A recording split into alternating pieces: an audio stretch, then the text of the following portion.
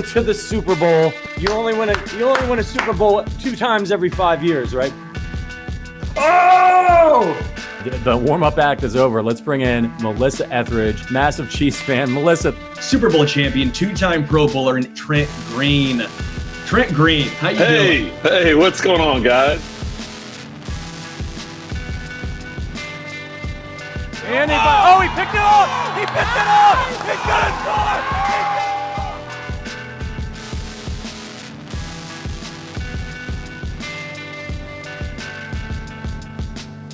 And we'll see you next week. But until then, as always, go Chiefs. The Kansas City Chiefs are still alive. Welcome to the Arrowhead Addict podcast post-game show. It is Patrick Allen and the blog father, Adam Best. At 3:42 Arrowhead time, we are going live. The Chiefs beat the formerly 8-2, now 8-3 Indianapolis Colts 23-20 in an overtime thriller. Tons to talk about. A lot of bad, some good, especially there in the fourth quarter, Adam. And we're going to break it all down. So if you're watching on YouTube, make sure you hit the like button. It's been a while since we had a post-game party, so enjoy this one, and let's get everybody in here. Let's get the chat rocking and rolling. Adam, how long was your exhale when that Butker kick went through there? It was extremely long. I have been waiting to see this version of the team. We all have been waiting to see this version of the team.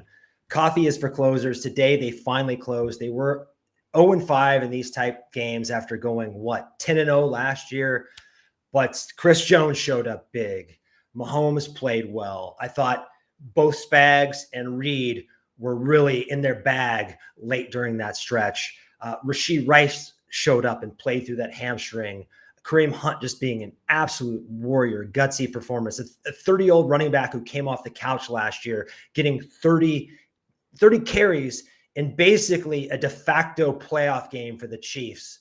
I don't know. They just gutted it out, man. And this is what they had to do. They did it. The season looks a little bit more doable now. I think their playoff chances rocketed up quite a bit. Where are you at with that performance? Well, look, it was mostly it was an outstanding day by the defense. I want to start by saying that. The Chiefs, offense spotted the Colts 7 points. Early on, the Colts had some things going against this Chiefs defense, but they made some adjustments and pretty much locked it down the second half of this game. Indianapolis, they didn't score in the fourth quarter, only 2 field goals in the third. They did a really nice job on defense. The offense was really struggling, and it was mainly because of Patrick Mahomes. I mean, Patrick Mahomes was really bad to mediocre for pretty much 3.5 quarters or so. And then in the fourth quarter, he started to figure some things out. There was just no rhythm with him in the offense. He was missing wide open guys. He was bailing out of the pocket early. I mean, Romo was calling it out on the broadcast. It was really frustrating to watch, but I don't know. Sometimes I'm hoping that it's a breakthrough moment for this team. We always talk about how seasons are long. The team that you see in week 1 is going to be the same team that you see late in the season. And we've seen Chiefs teams look really bad. I mean, it's so weird, right? Because we're here the Sunday before Thanksgiving, and normally the Chiefs have the AFC West locked up by Thanksgiving, and today they could have lost their playoffs chances by Thanksgiving. But we've seen this team be bad or underperform all the way up until like Christmas Day, the Raiders game, and then they go on to win the Super Bowl. So it's you can never count this team out. The difference between this year and last year, or previous years when they struggled late into seasons, is that they won those close games. They look like shit doing it, but they won those close games, and so their record was good enough and the rest of the division was bad enough that they were fine. This year, if they beat the Jaguars and they don't blow the game against Denver, like, it's just, we're not sweating in the way that we're sweating right now. But 1 or 2 games makes a huge difference for this team this season. And because they lost all of them and didn't get a lucky bounce and the probabilities came back and they're not winning the close games, they're up against it. And they still don't control their own destiny. In fact, they slipped in the standings. But I'm thinking maybe this is a breakthrough for them in that fourth quarter, that some of the mistakes that have been happening with this team are mental, right? It's like, you ever been in a situation where like you screw up and you're like, maybe it was playing sports, or it could be really anything in life. And you kind of like, you should be doing better than you're doing, but then this used to happen to me at beer pong all the time. Like I'd be creaming somebody, right? I'd have 1 cup left and they'd have, I'd have 7 cups on my side of the table. And then it's just like getting that last cup, man. Like you miss a couple times and then they hit a cup and then you start, oh man, like, and then you're in your head. And I think the Chiefs have been in their heads because they haven't been able to win these close games.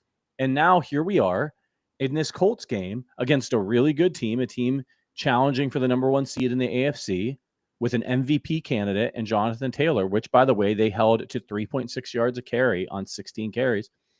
And the Chiefs found a way to beat them. They found a way. And what does that do to them mentally, where they just start playing? Do they start playing looser?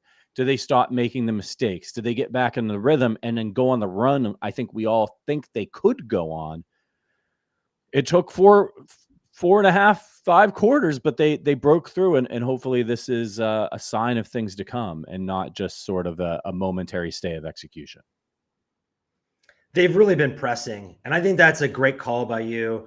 For me, whether it's my writing or me in my past as a basketball player, I think sometimes you're at your best when you're having fun, when you're just letting passion and creativity and intensity flow through you, and you're not like tightening up. You really see Mahomes like tightening up. He's just like, he's going through his progressions too fast, as Tony Romo noted several times. He looks unsure of himself on his deep balls, on his scrambling. And I think we saw him kind of get back to being himself, and the Chiefs kind of get back to being himself. I think there was a play where Hollywood Brown actually picked up some yak and started doing the like new hand celebration that they do now. And I'm like, okay, I think they're feeling it a little bit. I think they're starting to feel it. And this Chiefs is like, they're kind of like the old Showtime Lakers. I know there's not as much razzle dazzle in these Chiefs, but I think guys like Patrick Mahomes and Travis Kelce, they get off when this team is on fire and playing creative. And I just was thinking about something this entire game. Maybe in the past, the Chiefs were good enough to survive Mahomes playing poorly. But this current iteration of the Chiefs, they're like one of those bad Denzel movies or one of those average Denzel movies that actually turns out being good because Denzel Washington is Denzel Washington. How many movies have you seen like that? Out of Time, Deja Vu. I could probably name like 10 or 15 of them. And Mahomes got back to being Mahomes at the end of this game. And I think that's the difference, because this is a near fatally flawed team. You can't win. I mean, Kareem Hunt is an absolute fucking warrior, but you cannot win giving a guy, a 30-year-old that you found on the couch last year, 30 carries. This is not sustainable. It's not sustainable to get no pressure from your edges. Your edge rush rotation cannot win early. That is a near fatal flaw. For most teams, it is a fatal flaw, but the Chiefs are just figuring it out. And I think one thing they figured out was by accident, because the Colts refused to get out of man. They were playing so much man that Andy Reid and Matt Nagy had to say, okay, let's spread this out a little bit. And actually, what do you know? Use Xavier Worthy and Rasheed Rice like actual big boy NFL receivers down the field. And the Chiefs caught on fire when they started doing that. Like, let's have them run real routes. Let's utilize them differently. Let's not utilize them both like they're McCole Hardman, right? And I think that was key. That was a key discovery, maybe on accident for the Chiefs. Yeah. And again, you're watching the Arrowhead Addict podcast. Patrick Allen and the blog father, Adam Best, co-founder of Arrowhead Addict. Listen, man, I mean, it was the guy who showed up. We're going to talk a lot about Kareem Hunt in this podcast, and rightfully so.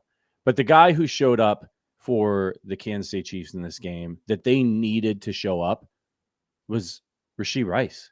And boy, did he show up in the second half. I mean, that is what you need, right? When Travis Kelce's not quite what he once was, you need the one player that Patrick can rely on. And a bunch of guys made plays in this, but Rasheed Rice goes off in the second half of this football game. He was targeted 12 times. He only had 8 receptions, but for 141 yards, had that 47-yard catch and run. Looks like he's a little bit banged up, so they need to get him right. That's really important. But he really stepped up, and that's what helped this offense break through. And you're right. They got out of that funk, and they started slinging it. Everybody wants to play man against this Chiefs team.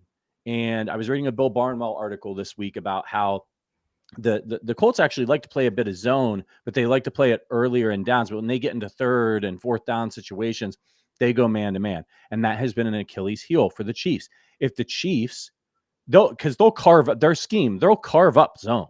They want to play zone teams. They'll just, that's what Rasheed Rice is for.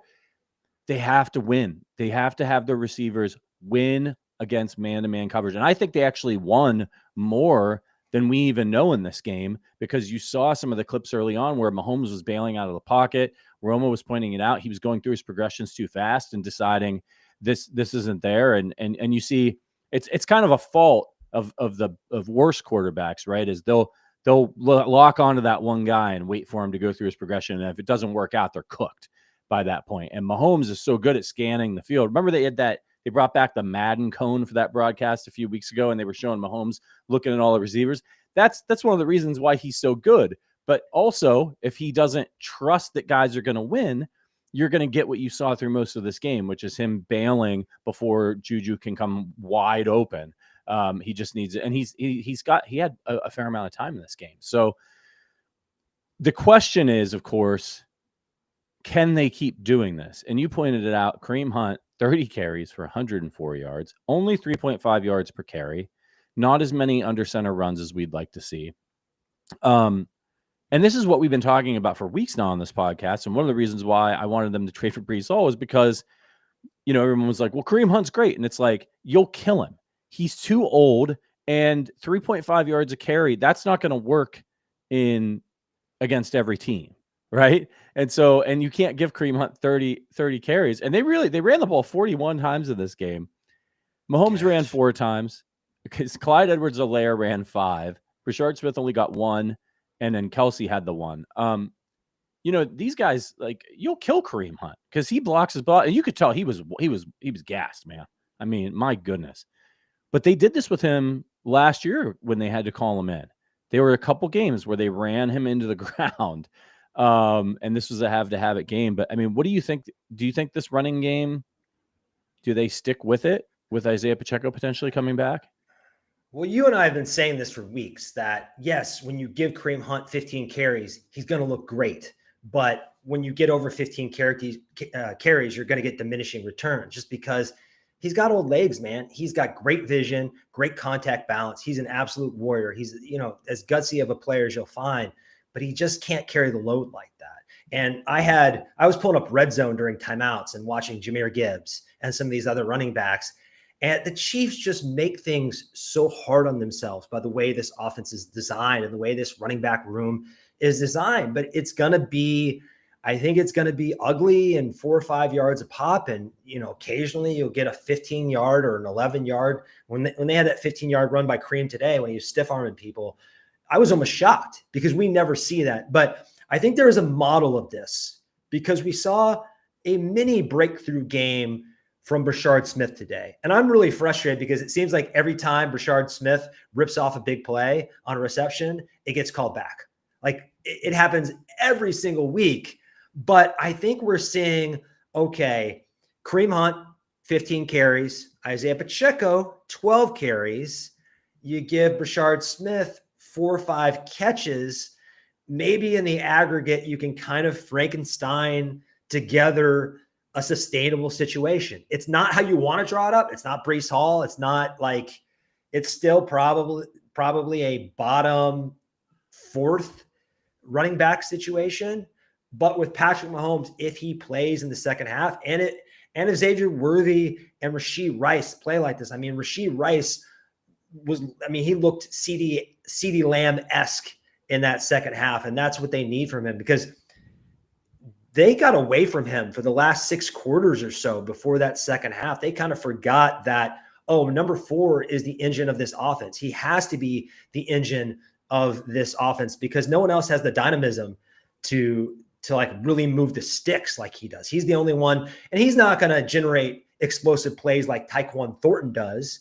But if you get that guy, the ball in space, he is an absolute load to bring down, and he's electric in racking up yak. Yeah, the other thing with the running game that they need to figure out is the red zone. That's your best friend if you want to score in the red zone is having a running game, and it's something that the Chiefs don't really excel at. In this game too, man. I mean, you look at the total yards in this one. The Chiefs had 494 total yards to 255.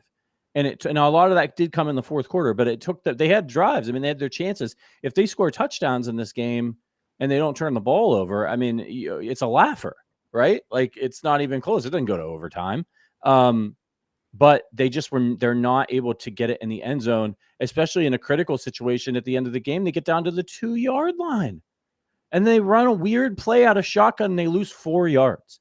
You know what I mean? It's just, so the play calling with Andy Reid, sometimes it just drives you out of your mind and you're thinking, what are you doing? Like, get under, if you get under center from the 2-yard line with a quarterback as mobile as Patrick Mahomes and a running back as strong and as effective in short yardage situations as Kareem Hunt, it's not an impossible task for a defense, but it's really hard. And you've got the speed that the Chiefs have, and you have guys like Travis Kelce who know how to get open.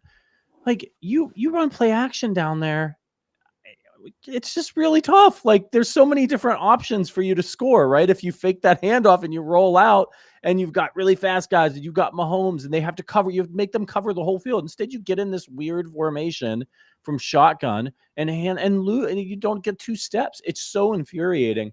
And so I don't know that there's an answer for that, right? Other than just they need to really dive into their red zone packages and just get a lot of really good plays so that they can score and trickery and those types of things. Because they can't.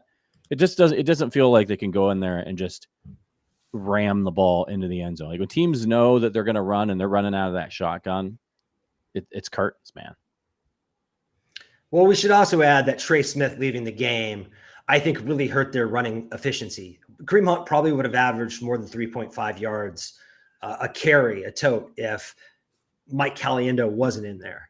I mean, they ran one play where they had Mike Caliendo pull and CEH run behind him, and I almost had a stroke. Had a stroke. You would have been doing the post-game show by your lonesome. I want to say something about Spags, though, because I thought Shane Steichen kind of had him early. He had a great play call that got Ashton Doolin, of all people. He's one of the best special teams players in the league, but he's a wide receiver 4 now for the Colts. He was a wide receiver 5 before Adonai Mitchell got traded, got him isolated on Shamari Connor, just got torched. And early on, it looked like the Colts were having their way. And I was disappointed with that interception, because what it did is it put the game script in the favor of the Colts, where they could make things easy for Daniel Jones, a lot of handoffs, a lot of first reads, a lot of play action. But Spags buckled down late. Chris Jones came alive. I thought the coverage and the tackling in the back 7 was amazing in that fourth quarter. And they basically created a situation where Daniel Jones had to go out and win that game against Patrick Mahomes, and he couldn't do it. And this is the problem with the Colts. This is why, records be damned, if these two teams play again in the playoffs, hopefully the Chiefs make it there. I'm picking the Chiefs because at some point the game will likely become close. And I think the Chiefs, to some extent, have been on the unlucky end of variance. I know they're not closing out games. They are not an 0-5 team in one-score games after winning 10 in a row. It was a little fluky last year. It's been a little fluky in the opposite direction this year. But I think they're still a team with Chris Jones and Spags, and now Rasheed Rice being a clutch performer, and Mahomes when that over my dead body guy comes out, they still have the dudes both behind the play calling and on the field to come up clutch. Yeah, and they were tremendous. Jonathan Taylor, man, he has just been so outrageous this season. He has 1,139 yards, I think, including this game. I think they added in his 58 yards rushing in this one. He went for 244 in their last game against the Falcons in an overtime win. But where they've struggled is when he struggled. Pittsburgh beat these guys. They held him to 45 yards. The Rams beat him. They held him to 76. They've won some games where he did a little bit worse than that. They beat but they're the Raiders. He only ran for 66 in that game, but they beat him 40-6. So he didn't need to run. But otherwise, he's been fantastic. So he is the engine of their offense. And if the Chiefs don't stop him, much like when they struggled with James Cook, they're in trouble. And if they can't, if the Chiefs are in trouble, if these teams that really rely heavily on the running back can get going against them. So tackling was great in this one. No pressure when they weren't blitzing. Daniel Jones was not sacked in this game. So this continues to be a concern for Kansas City. And that's why guys like Bo Nix can stand back there and carve them up in the secondary sometimes. One thing that's interesting that I wanted to call out to you is that Wanya Morris was inactive for this game. And he's not hurt. And, the Chiefs just said Jalen Moore is their only backup tackle, which is risky, especially considering you ended up in a situation where one of your linemen left with injury. Well, they do have Kingsley Suamataia can kick back out. He can. Right. In a pinch. Right. If he has to. But then now you're moving somebody out of a position that they're actually playing halfway decent at. It's not ideal, but I wonder if they were looking at this and they're just like, you're not helping us. Like it just says, unfortunately, about a former 3rd round pick for the Chiefs. We would rather have anybody else available and we'd rather move people around the offensive line, because when we have to put you out there, and that's fair, right? He's been so bad, and I really like the kid, but he's been so bad that if there's an injury and they have to put him in there, it's just as well as not having him. They may as well have help somewhere else. It's unfortunate, especially given how highly he was picked. But it is what it is at this point. There are other guys, by the way, that were inactive they're, I don't want to say head scratchers, but Wiley, guy you drafted, he can't get on the field. I know you do have a lot of offensive players. Royals, you just drafted him. He's not sniffing the field this year. Elijah Mitchell, you signed on the 2nd day of free agency, healthy and active, and you're running Clyde Edwards-Helaire out there. I don't think Bossa and Noel Williams not getting a lot of burn, right? And I'm not saying that CEH had a bad game. I mean, he did statistically. If you watch on a couple of his handoffs, people were in the backfield before he could even get going. But it's just it's a mark of where they're at with this running game. And you see, and we've been talking about it on the show. And I saw somebody's mad at me for talking about Breece Hall. Still, I'm going to keep doing it. You know why? One, it's my show. And number 2, because I have good points. And the fact that you're running Kareem Hunt's old ass out there 40 times is a problem when everybody else is hurt. The fact that they have to give carries to CEH, and we're sitting here talking about, well, we don't want to lose our 3rd round pick. You know who was a 3rd round pick? Wanya Morris, healthy and active. So there's no guarantee that just because you have a 3rd round pick, you're going to go out there and get a difference maker with them anyway. You know what Breece Hall is. It was a huge mistake by Brett Veach. And I'll say it all through the offseason and every show from now until the end of time if I feel like it, because it would have made the Chiefs better, not only in the future, because they should, obviously, if you trade him, you're going to re-sign him, but this year, it would have made them better this year. They would have won this game easier if they had Breece Hall instead of having to. Can you imagine if they had Breece Hall, Kareem Hunt, 1-2 punch? The Kareem Hunt, 3rd down back? Come on. What are we talking about? We're in alignment here. because Breece Hall doesn't only help you as a rusher, and sure, maybe he wouldn't have done that much better as a rusher, but he's so dynamic as a receiver. He is such a plus receiver that not only does he give you juice there, but right now these splits with Rashard Smith, and then you bring in Kareem Hunt, the Chiefs are kind of telegraphing what they're doing. You kind of know what they're doing. Rashard Smith, he ain't getting the ball up the middle. That's not what he's able to do at this point. He's not a very good pass protector. If they have him in the game, they're probably putting him on a route and throwing to him. He's just targeted like almost every time he's out there. Even though Patrick Mahomes did miss him in the flat late in the game. And I was just screaming at Pat, check down. And I don't know what's going on with his eyes these days, but I just want to get back to Jonathan Taylor, though, because 16 carries for 58 yards. I think the Buffalo Bills and James Cook are a bit of an anomaly. First of all, you have to stop Josh Allen in the run game too, right? And that's a different challenge. But the Buffalo Bills have such an intimate knowledge of the Kansas City Chiefs at this point that I think they're able to figure some things out running the ball that other teams just aren't, because Jahmyr Gibbs shut down, Saquon Barkley shut down, Derrick Henry shut down. Doesn't matter who the Chiefs play. They are really good. And they're a lot of times pretty good at stopping the run on first down, which is important because it takes teams out of that run script where they just want to shove it down the Chiefs' throats.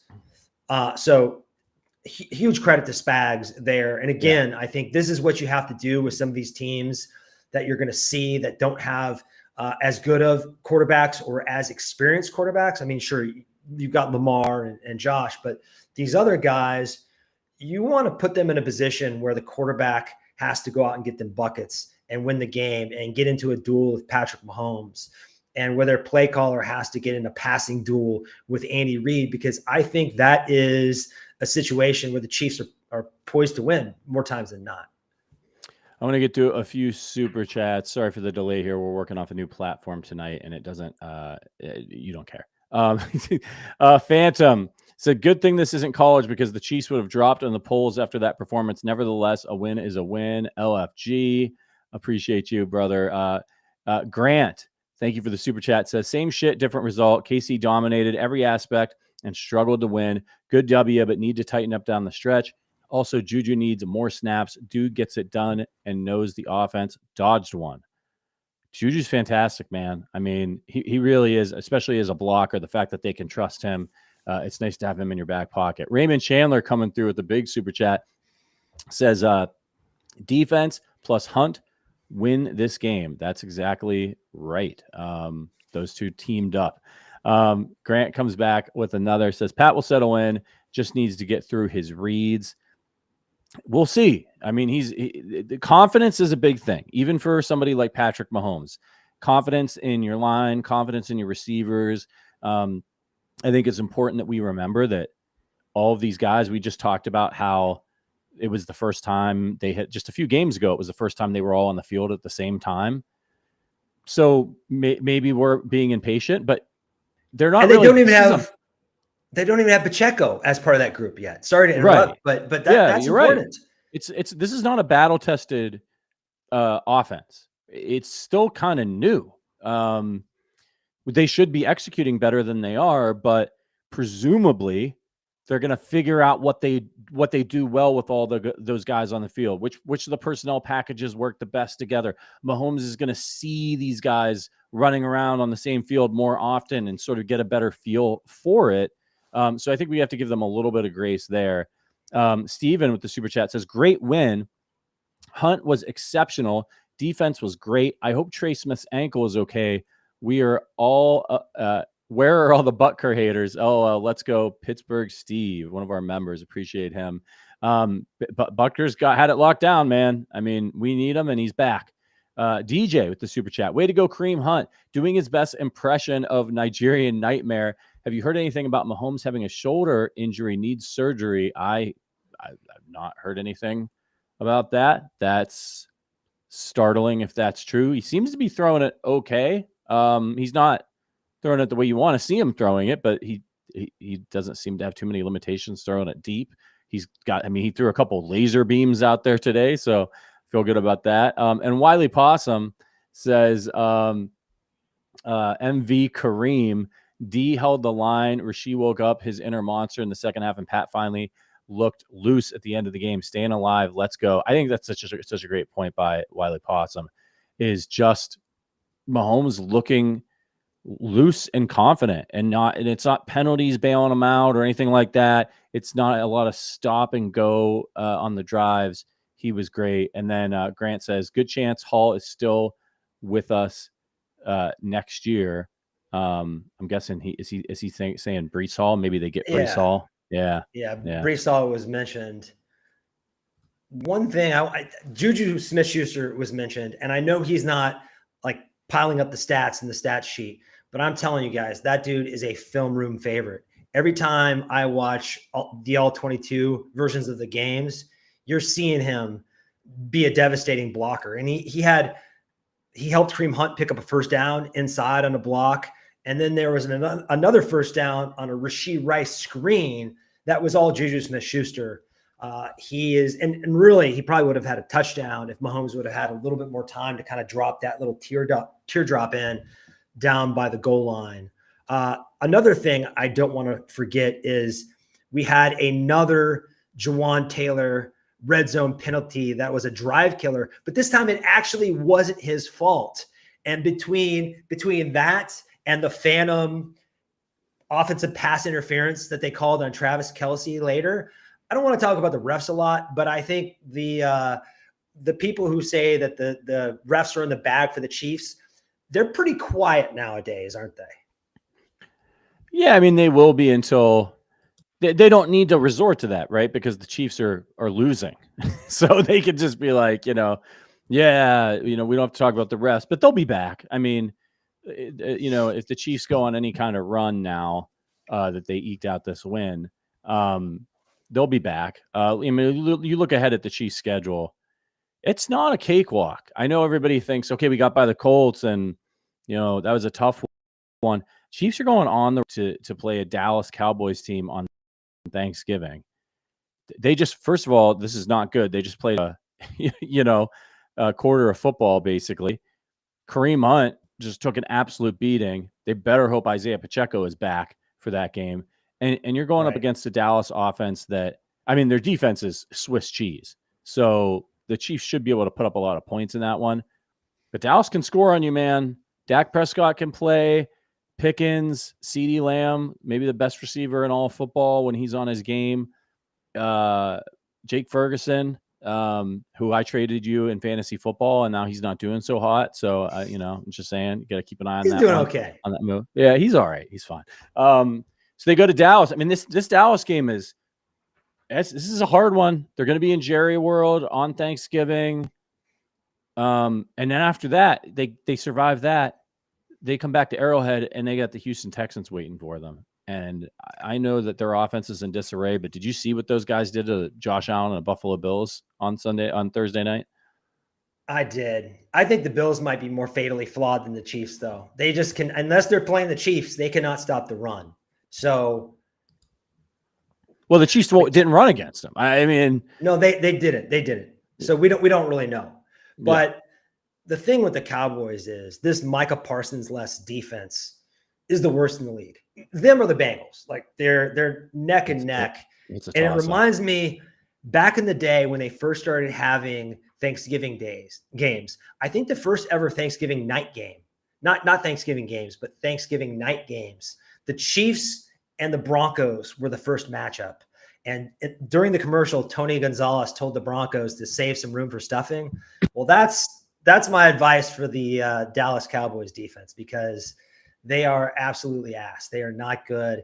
And if you look at the schedule, I know this is a tough game. I don't want to count out the Cowboys because those two receivers, that quarterback, they're on a roll. But that is really the only hard road game remaining, because you're at Titans.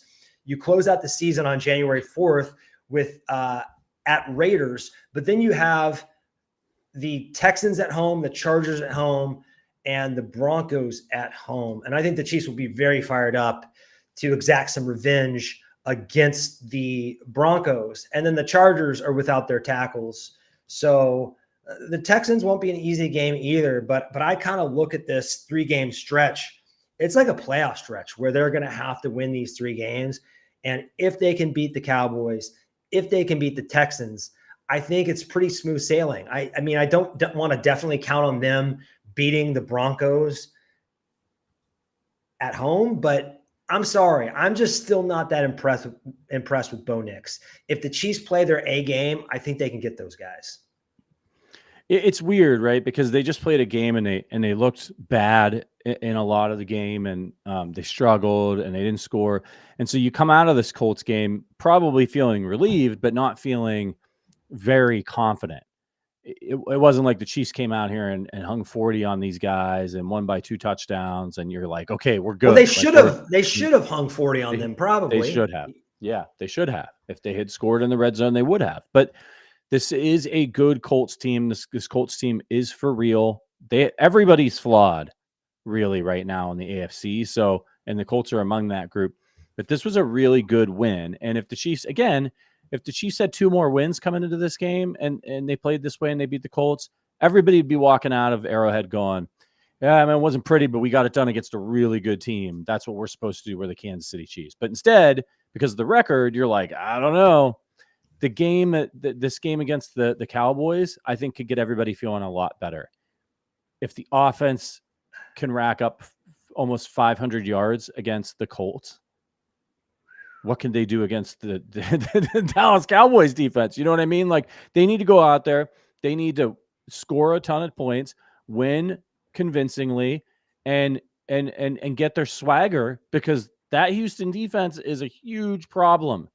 And that could be it. They're gonna make it ugly, man, and they have to win that game. So I really think that this Dallas Cowboys game is I mean, they're all massive for them. Do you think that this team? Do you think they have to win every single game the rest of the way to get in? Why leave it to chance? We know they're capable of rattling off stretches like this. We've seen it in a bunch of seasons. The last time they had a start where they were like 3-4, they rattled off 9 in a row to close the season in 2021. They're capable of doing it. I hope the Chiefs show up Thursday. I'm going to be there. There was a comment by Josh Clayton, I think, that do I think the Chiefs are world beaters now? No, I don't. But I don't think there is a world beater in this NFL right now. I was keeping my eye on the rest of the league today. The Lions barely beat the Giants. They needed overtime to beat Jameis Winston and the Giants. You had what was the other game I was watching that was some other team that was screwing around that was good. The Bills just lost to Davis Mills. I just don't see a team that is unbeatable in the league or like head and shoulders over the rest of the league. And when you look at the Chiefs, when you kind of look at the advanced numbers, they've been good. They just aren't handling business late in games, and they aren't handling business in the red zone. And I have to talk about Dave Toub, because I'm about to blow my top with that dude, because those special teams penalties are costing this team games, close games. And it almost happened again today. And I think when you have coaches and play callers as good as Steve Spagnuolo and Andy Reid, Dave Toub, your only job is, I don't care if the Chiefs break returns, man. Maybe late in the game or in a playoff game when you need it, sure. But like, just play clean, disciplined football. Get your guys together. It's just too much right now. Yeah, it really is. They're doing stuff that's just, they're making things, obviously the penalties are infuriating, and he has to hold his guys accountable. It's always tricky, right, with penalties, because you teach a guy the right technique. They're not teaching them to hold, but you have to hold guys accountable when they make mistakes over and over again, and explain to them how crucial it is that when you're on punt return coverage, and it's probably going to be a fair catch anyway, to not get a stupid penalty, especially when you're behind the play. So the penalties are infuriating. But then even on things like kickoffs, where, Remigio, like, they catch the ball and they've got one leg in the end zone, just put the other foot in the end zone and catch the ball and take it to the 35. Like, it's, you know what I mean? Like, and then they run it out and they're on the 22. It's that kind of stuff that just drives you absolutely out of your mind. And it's every game.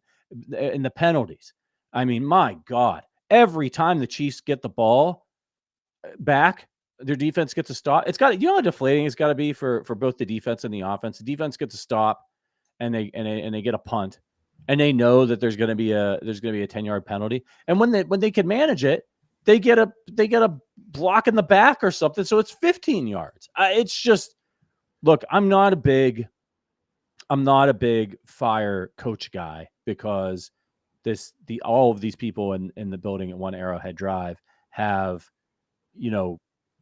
earned respect and time to make mistakes. People calling for Andy Reid to be fired because the Chiefs were 500 after what he's done for this organization. All those people should be excommunicated from the kingdom. But Dave Toub, it's been bad for a couple years now, and totally, you know what I mean? And even some of the stuff on offense, we talk about Matt Nagy. I do think they need to shake up the idea tree a little bit in the building. They don't have to fire people necessarily, but they need to get other people involved. And look, man, it's like, you find this, we see this in business. Like, you can't be stagnant. You need fresh ideas. You need to hire people from the outside. It's important. Diversity, right? Like diversity in your brain trust helps you get to the absolute best idea. And I don't think the Chiefs are there right now on special teams for whatever reason, whether it's Dave Toub, the staff, I don't know, but they can't do it. It's tough to fire anybody or move on from anybody in the coaching staff when you make at least the AFC Conference Championship every year. And then the other problem is, with the front office, you're having brain drain. Like Ryan Poles and the Titans and the Panthers are poaching us and all these other things, but nobody wants our coaches. I mean, other than Mike Kafka, and Eric Bieniemy practically had to beg for another job. It was a similar job, just to show that he wasn't a Mahomes merchant. So I think this season is probably going to be their first opportunity to make some changes. But remember, I think they had Brad Childress as like a special assistant to the head coach or something like that. It was a spread game analyst or spread game coordinator, something like that. There's no reason why you can't bring in somebody I would suggest from the Shanahan McVay tree to be like a run game coordinator, to just add some new wrinkles and maybe challenge that offensive coaching staff a little bit. I don't know that you need it as much on defense. Like, I look at this defense, and outside of Chris Jones and Trent McDuffie, like, I don't see a lot of exceptional football players. I don't think they're exceptional at any level. Maybe their corners are exceptional, but their safeties are just and their linebackers are good, but they're far from the best in the league. They have their issues, especially in coverage. And then the defensive line, it's like, if Chris Jones isn't getting pressure, nobody is, right? It's either you get pressure with the blitz, or Chris Jones gets pressure, or the quarterback sitting, drinking Starbucks back there. So, right. And I thought Daniel Jones at times, especially in that touchdown pass to Ogletree, he just looked too comfortable, man. He just looked way too comfortable. So I think some new blood could help this coaching staff. Andy Reid, for all his strengths, he is a stubborn old dog. I just don't know that he's going to, pluck outside his tree. He's just not going to pick an apple that doesn't come from the Andy Reid branches. That's just kind of how he rolls. So I'm a little bit worried about him being surrounded by yes men, and if that's part of the problem. But one of the things I was encouraged by is they had to adapt a little bit today out of necessity. Maybe not as much as we wanted, but we saw more runs under center. We saw them spread things out and have actual, again, big boy routes from Xavier Worthy and Rasheed Rice. So we saw some of the things we wanted to see. I'd still like to see probably more running under center, probably more play action. I'd like to see less RPOs. The reason, that led to that initial interception. Maybe I'm misremembering things, but I feel like the RPO game has led to a few of those versus maybe Cincinnati in the playoffs, another game against Washington. Mahomes has had more of those kind of like freaky defensive line tip to interception picks than just about any quarterback I can think of in the National Football League over the past, 5 years. And that probably is an RPO problem. I don't know Totally. for sure, but Oh, it's a big part of it because it's a couple things, right? It is the RPOs and just the quick passes that the Chiefs do in general. Defenses know when they realize that that's what's happening, they know that they can't get home. And so they just throw their hands up because it's their only chance.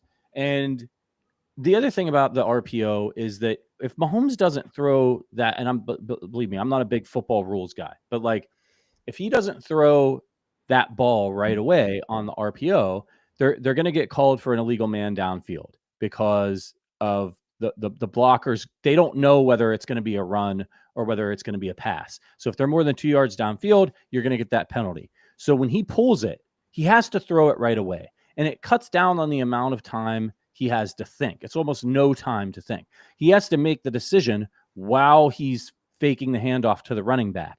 And in this situation, there was a guy there and he thought he could sneak it by, but he, again, the defender, I forget his name, he was running towards the run just a little bit. And that was probably enough for Mahomes to be like, okay, he's going. I'm going to throw it. It's going to be wide open. And he stopped.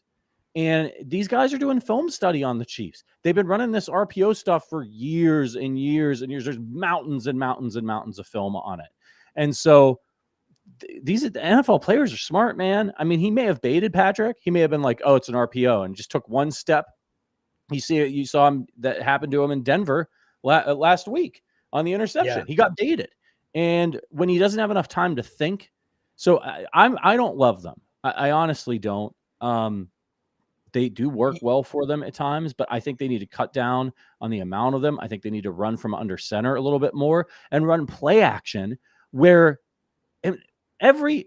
listen, do you remember we had so many bad quarterbacks as Chiefs fans?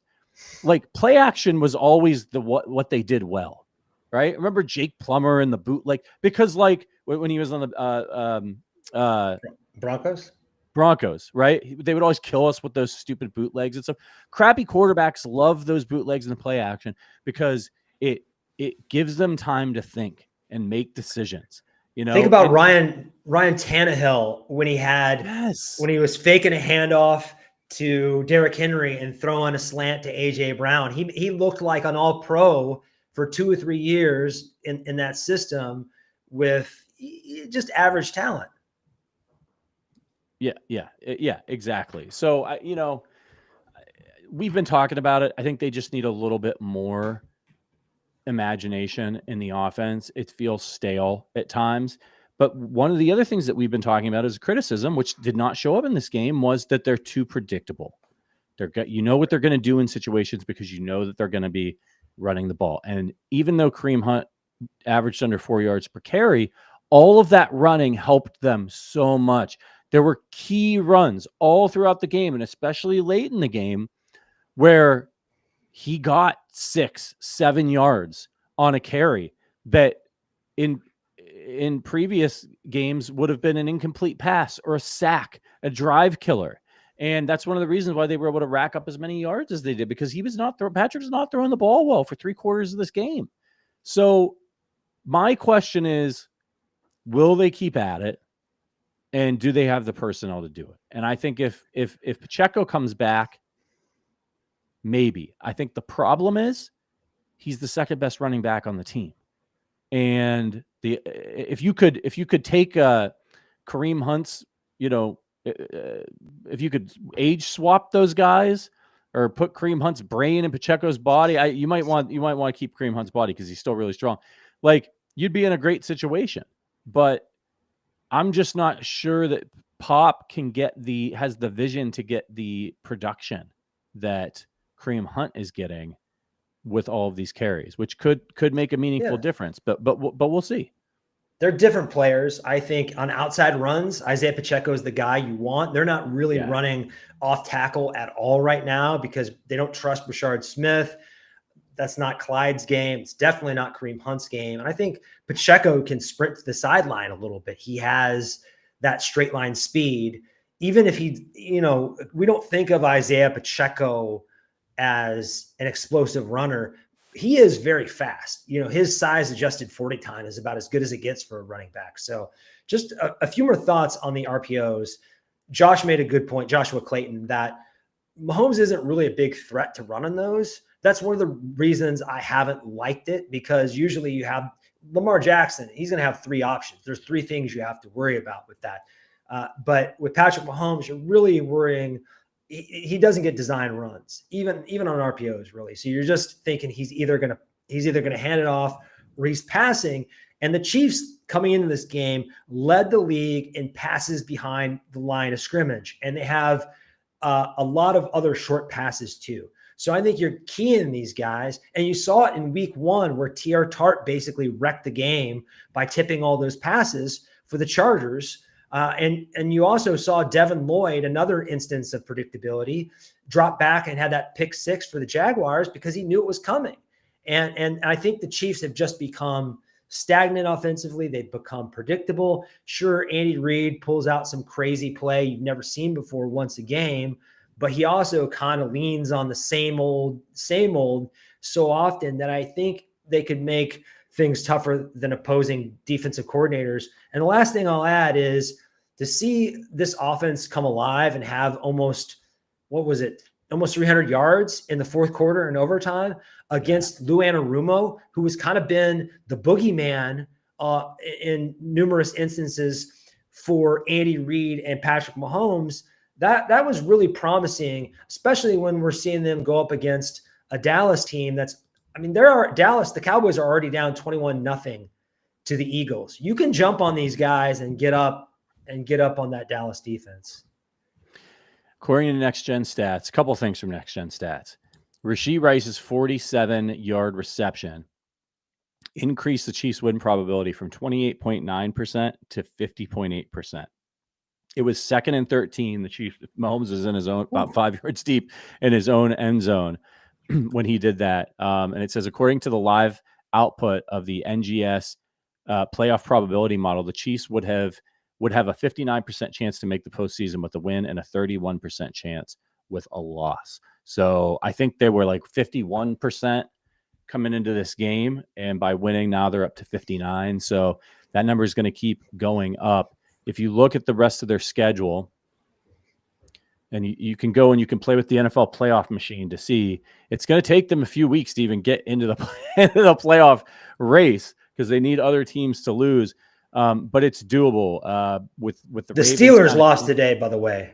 Yes, and that's good because they're not good, and the Ravens are. Yeah, and the Ravens are. The Ravens will probably come back and win that division. Week 13. If you get the Chargers are playing the Raiders, so they're probably going to win that game. The Colts play the Texans though.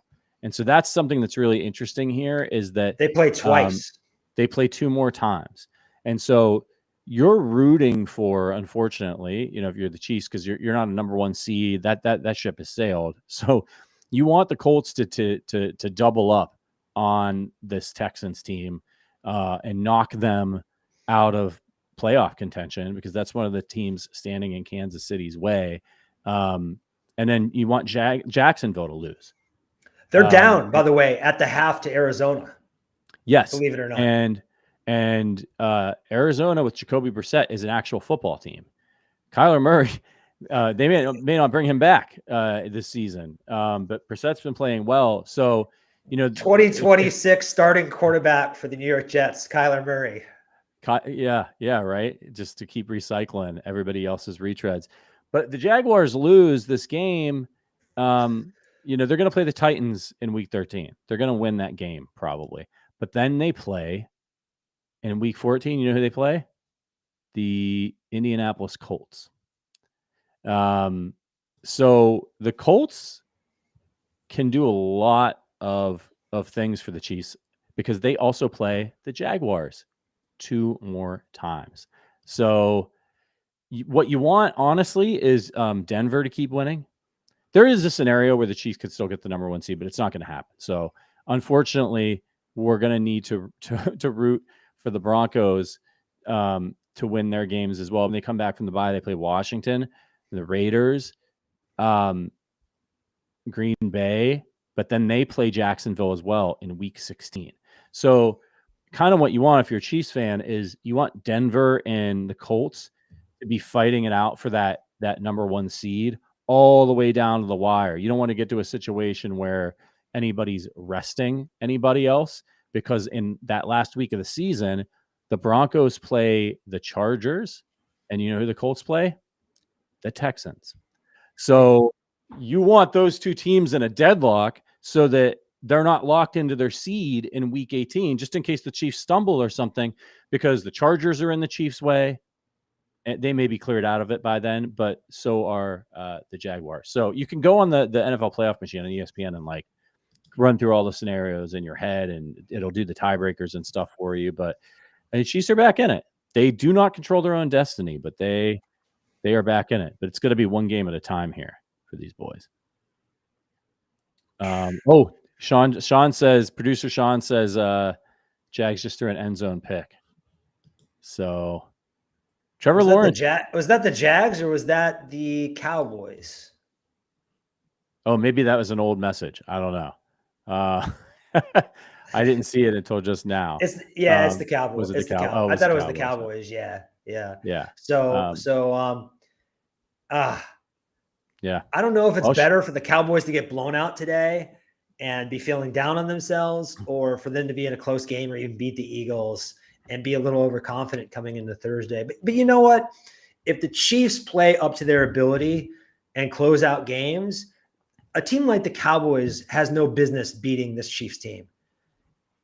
Right? No, if you look at the metrics of the Chiefs, like some of the advanced metrics and stuff on the offense, their point differential, this is a good, it is a, by all the numbers, the nerd stuff, it's a good football team.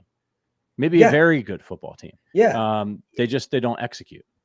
EPA, DVOA, all that stuff. This is a top 5 offense by the numbers, maybe not closing out games, maybe not always in the red zone, but success rate, all that stuff. They move the chains, man. They generally, I mean, one thing I'm a little frustrated about that I want to talk to you about before we get out of here is the way the offense comes out on that first drive of the second half. I'm sick of 3 and outs in that situation. It's killing us.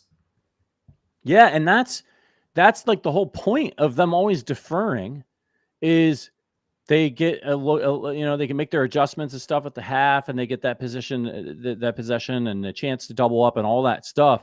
I think that's why they do it, but it has not been working. Coming out and going 3 and out, you're just kind of like, what? I mean, that's when I was probably at my lowest during this game, because I was like, this team just doesn't have it, right? Like, it's playoff atmosphere. Your backs are against the wall. You didn't do it last week against Denver. You didn't do it at the beginning of this game. Now it's the halftime locker room. You come back and you go 3 and out. They just felt limp is the best way I could describe them, right? As a football team. No fire.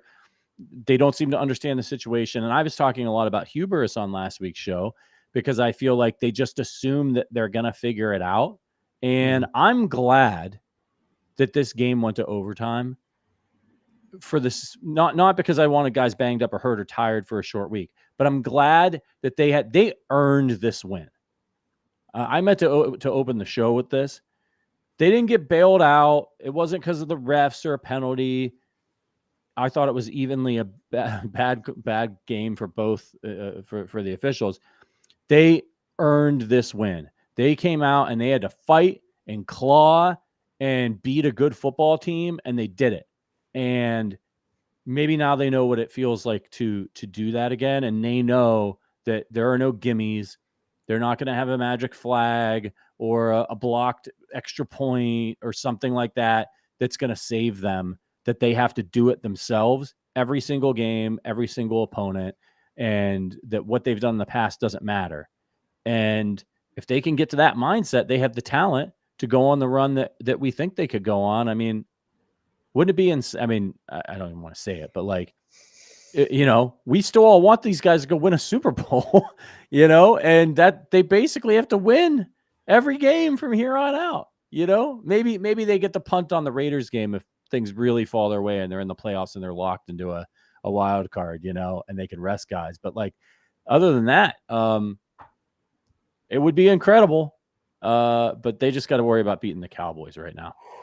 Absolutely. And that second half was the encapsulation of it's so over, we're so back. It just was a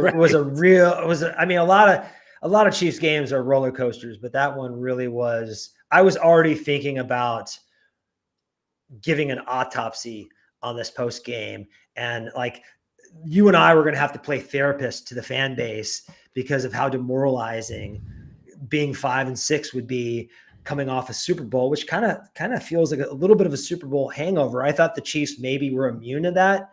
I'm not sure they are now, but they're working through it. And there's, if they win these next two games at Dallas and then Houston at home in the Athletics playoff simulator thing, their probability of making the playoffs goes up to 86%. So they just have to take care of business these next 2 weeks. And I think things will really open up for them. As long as they don't drop an egg against the Titans or something. We were laughing about that in the pregame. It's really got to be a 1 week at a time mentality. But I know the Daniel Jones of it all is going to throw people a little bit. And they're going to say, yeah, of course, Daniel Jones didn't get it done in crunch time. But that team is very talented on offense. They've got a pretty good defense. I mean, Ward and Sauce Gardner, find a better pair of corners than that. I mean, maybe Kansas City can rival them to some extent, but Shane Steichen and Lou Anarumo, that is a top 5 play caller tandem in the National Football League. And the Chiefs just outdueled them in a real war. Yeah. They only lost to 7 on the road against the Rams, who look like they could be a Super Bowl contender. They beat Denver early in the season. They have had a soft schedule, no doubt. Miami and Tennessee and Arizona, but they're good. They're good, and Jones has been playing well. People doubt him because he's never done it before and he hasn't done it consistently. So of course he just has to keep winning, right? Like it's just everyone's gonna find a but for him until he makes the full leap. The old Sam Darnold does the old Sam Darnold. But let's give away some hardware. There's one more super chat I needed to get to from our friend Wiley Possum, who says Tyquan Thornton should be returning every kick. It goes to, it's where they kick it. They're both back there on the kickoffs. But Remigio, they love him, but I wouldn't mind seeing Tyquan get a little more run, both in the offense and on special teams. Okay. So this is our segment, earning their Arrowhead. Who do you want to give some hardware to, Adam? Who showed up and earned their Arrowhead? The first one I'm going to give to is Steve Spagnuolo, because without him forcing those late 3 and outs time and time again, the Chiefs offense doesn't have the opportunity to go out and win this game. So I think I heard the stat on the broadcast that when the Colts offense was first and goal, they have scored 31 consecutive touchdowns in a row before the Chiefs got that big stop and forced them into a field goal. Just unbelievably clutch. And Spags hasn't been really dialing up the right stuff late in these games. I think his play calling against the Broncos on some third downs was especially frustrating. But tonight he was throwing his best pitches. And that's the Steve Spagnuolo they're going to need to be a Super Bowl contender this season if they're going to do that. And then offensively, I'm going to give it to Rasheed Rice. He's been the invisible man for, like I said, about 6 quarters, but he remembered how to catch the football. The Chiefs remembered who their best target, their best weapon is. And man, he's really a joy to watch when he just gets the ball in open space. He can really rumble.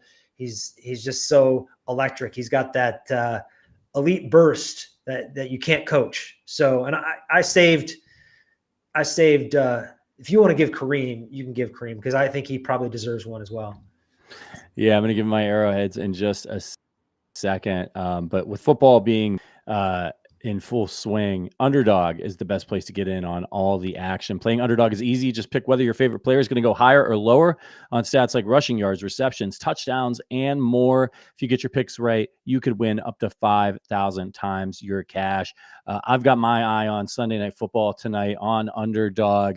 Give me Puka Nacua for going higher than 88.5 receiving yards. He's an absolute stud. And Devontae Adams, who just lives apparently in the fountain of youth, for higher than half a receiving touchdown. Listen, you download the app today, sign up with our promo code Arrowhead Addict, and you'll score $100 in bonus funds or entries when you play your first $5. That's promo code Arrowhead Addict. Underdog. Make picks, win money. Must be 18 plus, 19 plus in Alabama, Nebraska, 19 plus in Colorado for some games, 21 plus in Arizona, Massachusetts, and Virginia. I'm present in a state where Underdog Fantasy operates. Terms apply. See assets.underdogfantasy.com/web/play and get terms _DFS_.html for details. Offer not valid in Maryland, Michigan, New Jersey, New York, Ohio, and Pennsylvania. Concerned with your play, call 1-800-GAMBLER or visit www.ncpgambling.org. Okay. Give me Kareem Hunt, of course. 30 carries, 104 yards, and a tutty. He had that fumble. Did you know that was only the second time in his career he fumbled the ball and lost it? The second time ever. He said that was his 7th fumble ever, running or receiving. Didn't his career start like that too? Yes. That was his very first carry with the Chiefs. He fumbled. He lost the fumble against Tom Brady and the Patriots. Chiefs went on to win that game, and he went on to have a great game. He has not lost a fumble since that game. And then he did it today as the Chiefs were going down there and they were about to score. And again, it was only his 7th fumble ever. He's had over 2,000 touches. I was doing the math during the game. He fumbles once every somewhere over 230 some touches. It's amazing. He's incredible. His ball security is unbelievable. So now that he has fumbled and lost it, we're good for the rest of the season. Kareem, yeah. It also was the volume. He's just not used to getting upwards of 30 carries a game. It was a fluky one too, right? Like when you see guys fumble, a lot of times it's when they're trying not to go down and somebody's able to put their full body weight on it. And in this situation, it was where he got flipped over the guy and his own body weight got used against him. So you got however many hundreds of pounds pulling the ball this way, Kareem Hunt's own weight going this way. There's really nothing you could do in that. I mean, that's how many hundreds of pounds of force when it doubles up like that. It was just sort of but that's what it takes really for Kareem Hunt to fumble. I'd be remiss if I didn't mention that catch by Noah Gray. How he held on to that ball, I have no clue, man. I'm still not sure it was a catch. I don't think it hit the ground for 3 seconds though. So it didn't. I don't know how long he gets. When I went back, I was arguing with people in the Discord, but when I watched the replay back, you see it slow down and he comes up and you see the ball's not on the ground. It's stuck between his thigh and his elbow. And then he went back down and I thought he was unconscious and that the ball kind of just rolled over, but it was dark. You couldn't really see. It was real to catch on the field. So unbelievable effort by him. I'm not sure he knew what he was doing. It might've just been a little bit of luck, but I hope he's okay. That's the most important thing. It was scary because he looked out and then one of the other players, I guess they're all kind of schooled on protocol. You saw him put his arms in the right position and yeah. Whew, yeah, it was scary. It was scary. Hope Noah's okay. And a clutch play by him. All right, and then Arrowheads. Let me give one to Rasheed Rice. That catch he made late at the end of the game where Mahomes was getting tackled and it was behind him. He was scot-free, wide open, but he had to adjust to that ball. He had to stop his momentum and catch it because it was way behind him. That was a huge, massive catch. So Xavier Worthy, God bless you, man. That was absolutely amazing. And Worthy or Rice? Did I say Rice? I meant Worthy. I'm sorry. Okay. Yeah, okay. it was. I was going to say we already gave Rice one. So. Yeah, that big catch by Worthy where he had to stop was really, really fantastic. And I got to go Chris Jones here. I know that they didn't rack up any sacks, but he was winning a lot inside against their center, and he disrupted a couple of times. This is a team that's automatic in the red zone. He made some plays down there and got pressures. They still have a pressure issue, the Chiefs, but Chris Jones lived up to his contract today, even though he didn't rack up any gaudy stats. Should we give one to Jalen Watson? Maybe. I just don't think he's been getting enough credit. Yeah. I Okay. mean, Screw it. Daniel Jones had 181 yards passing in this game. His leading receiver was Ashton Doolin, and Tyler Warren was next. So, I mean, Ashton Doolin has 4 receptions for 58 yards on the season coming before this game, and then he got 48-yard reception. So, I mean, they shut down. Like, I don't know who was guarding what and when, but like Josh Downs, Alex Pierce, those guys are good receivers, and they've been having a lot of success in this offense this year. And Pittman, of course. Pittman had eight targets for 5 catches, 27 yards. That's it. Why don't we give it to the Chiefs cornerbacks? Because shutting down that trio of receivers, there are a lot of single receivers and even duos that are better than them. There are not a lot of trios that are better than Michael Pittman, Alec Pierce, and Josh Downs. And the Chiefs shut them down today. Yeah, I mean, Pierce is usually their deep threat guy. He only got targeted twice in this game. He had one grab for 26 yards. And then Downs for some of the short stuff, 6 receptions, only 2 for 10. They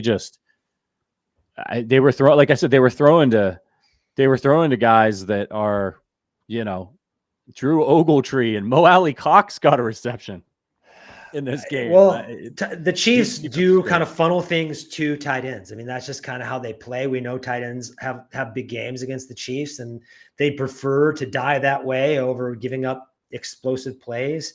And I think the pass to Doolin, that was like a late down and 1 or something like that, or 2. And you were expecting them to run, and they got Shamari Connor. It's kind of a little bit of a, gimmick play. Yeah, it's crazy. This was a weird game. The Chiefs ran the ball so much. Listen to this stat, okay? They ran the ball so much. The Chiefs, just to give you a heads up, the Chiefs on defense, all of their players that had a tackle, they had 58 tackles in this game, okay? The Colts linebackers, Jermaine Pratt and Zaire Franklin, combined for 34 tackles. So more than half of the tackles the entire Chiefs defense had. Poor Jermaine Pratt had 20 total tackles in this game. He was hitting, boy, man. He was bringing the wood too. Yeah, he was, but he had to have been worn out by the time they got to overtime, man. And I'm sure Kareem Hunt will hope he doesn't have to see him again for a long time. All right, everybody, we got to get out of here. Oh, go ahead. One final thought on Kareem Hunt and Isaiah Pacheco, because I forgot to say it earlier, is I think that duo, as it gets colder, could be hard to tackle. If the Chiefs start running the ball more like they did today, and it gets to be in December in the playoffs, you're not going to want to tackle Isaiah Pacheco and Kareem Hunt 25 times a game. That's going to wear people down. They both have their flaws, but they are physical running backs. Yeah, that's a great point. Kareem Hunt's crazy strong. I mean, it's really insane. But look, at the end of the day here, the Chiefs run for 148 yards. They passed for 346. They were 1 for 6 in the red zone. 1 for 6. They had the time of possession, 42 minutes to 25 minutes. They just have to score when they get down there. I mean, you can't walk out of these games against good teams with 1 million yards and 6 red zone trips and only 1 touchdown. So if they can score touchdowns, they probably can get in the playoffs. And then I wouldn't want to play them. Would you? Would you want to run into the Chiefs? And they're the ultimate. You don't want to run. I feel bad for some of these teams that are going to be at the top, because if imagine like you make the playoffs and you're the Broncos and the Colts, and it's like, yeah, we had 1 seed and the 2 seed, and it's like you look down and your wild card teams are the Bills and the Chiefs. You're like, son of a bitch. The Patriots finally win the AFC East, and their prize is playing the Chiefs in the opening round of the playoffs. I mean, come on, that'd be excruciating, right? Yeah, nobody wants that. You want to be playing like, the Steelers keep sneaking in when they're garbage every year. Like, that's the team you want to play when you win a top seed, not potential Super Bowl contenders. I'm sorry, I'm still betting on Buffalo and Baltimore and Kansas City. No offense to Denver and New England and Indianapolis. I think they are playing lights out and they're well coached. But in the playoffs, I'm taking the teams with the quarterbacks. Yeah. Drake May's been playing well. He is, and he has the opportunity to like join that pantheon of quarterbacks And I think he's making great strides. He deserves to be an MVP candidate, but their schedule isn't that tough. I don't know. I mean, I want to see him do it in like the playoffs in big games. Yeah. So. Yeah. All right. Thank you, everybody. This was a fun show. Listen, so here's the deal. We'll have our shows this week, but on Thanksgiving, we're not going to do a post-game show. We're not going to do any shows because it's Thanksgiving. And if it was a late game or something like that, but it's a 3:00 kick, it's dinner time. And we love you all here at the Arrowhead Addict podcast. We've done the show on Christmas Day, in the past, but we're going to give our team Thanksgiving off to be with their families. And we're going to organize a reaction show for you on Black Friday. So apologies for not being able to be there for you on Thanksgiving Day, but it just didn't feel right. Didn't feel right to ask people to step away from the dinner table for a podcast. It'll be fine if we do it on Friday. So we appreciate you. I'll be on, I'll probably be tweeting and stuff. So you can watch that if you want to know what I think about things. But happy Thanksgiving to all. We're especially thankful for our members. If you're interested in becoming a member of the Arrowhead Addict podcast, check out the link in the description below. We'll see you on Monday with our regular slate of shows. And until then, for producer Sean, for the blog father Adam Best, my name is Patrick Allen. See you next week. Go Chiefs.